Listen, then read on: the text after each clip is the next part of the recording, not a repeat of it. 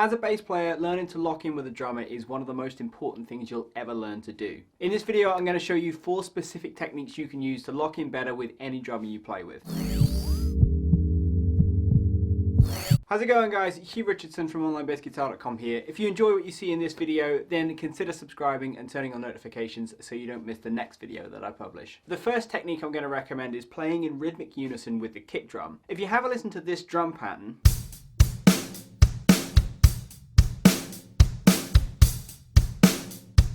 you can hear the kick drum playing a pattern like this. And if we play bass notes in rhythmic unison with that kick pattern, it's going to create a very strong foundation for the rest of the music to sit on top of.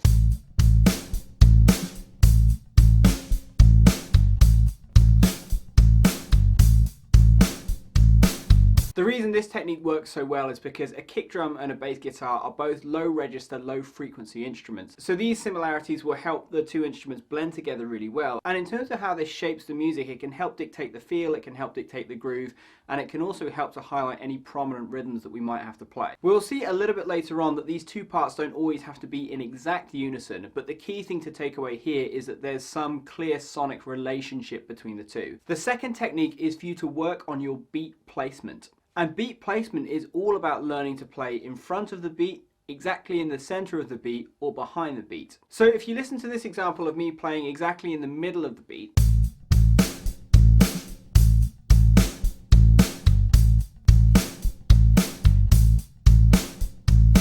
you hear that it sounds very strong, very stable, but in this example where I play behind the beat,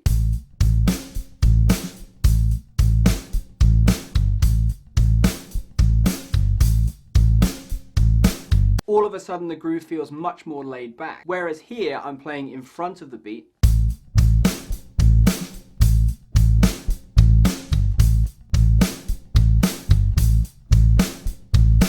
This sounds like it has more urgency and a bit more aggression to it. As a bass player, you're going to be responsible for helping create all these different types of feels within music. So that means you need to be able to comfortably sit in front of a drummer, right in the center with the drummer, or just behind the drummer's beat. The third technique is for you to start experimenting with note lengths. Different note lengths will help create different sonic textures within a piece of music that you play. And these different textures can help highlight dynamics within a groove, help shape the form of a piece of music that you're going to play, and also help create different levels of interest within what you're playing. You can hear in this example where I play short notes with the kick drum,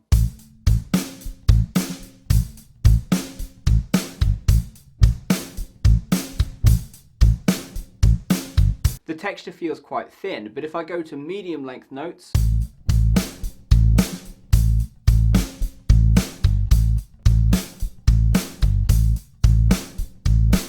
it's a little bit fuller, but then if I go to really long notes,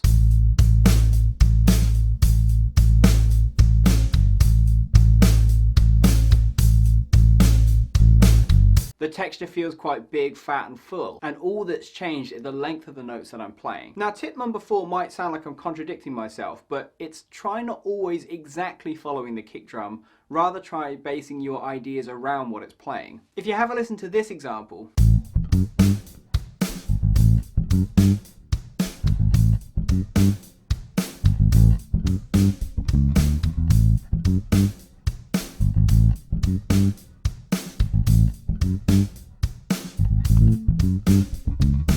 you can hear at certain points the bass does match up with the kick drum, but my bass part this time is a lot busier. And to an extent it does sound a lot more independent of the drums this time. Rhythmically we don't have that strong sense of unison playing we had before, but this strong unison might not always be appropriate for everything that we play. Sometimes we want our textures to feel a little bit loose, a little bit thinner, and we might want to create a little bit more room for certain other things to shine through. If you wanted your listeners to hear more of the kick drum pattern, try playing less bass notes and just picking out a few specific kicks you want to lock in with. Or if you just want the groove to feel more spacious in general, just try playing less. Just because you're not playing every single note in unison with a drummer doesn't mean you're not complementing what they do. If you're having trouble putting some of these techniques into context, then check out this video I did up here by clicking the YouTube card.